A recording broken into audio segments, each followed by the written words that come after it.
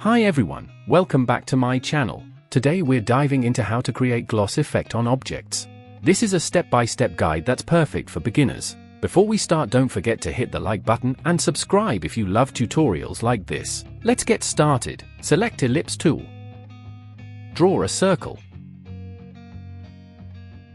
Fill with any color and remove the outline.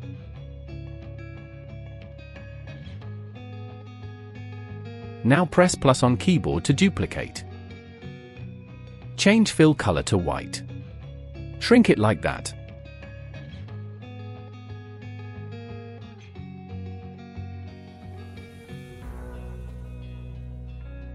Now we're going to use blend effect.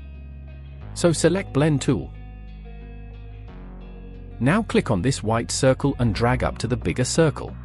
Now as you can see we have a sphere, so if we just zoom out, it looks like a sphere. Now we want it to look more realistic, so we will apply a glossy effect at top. To do that we need to duplicate the circle again. So select it. Copy, paste. Change color to white. Now make it smaller. Now the next tool that we are going to use is the transparency tool. So select it. Press at top and drag down to create a linear transparency like that. Now if I zoom out, that's what you get. A gloss effect. So in order to make this effect, it's just the combination of blend tool and transparency tool.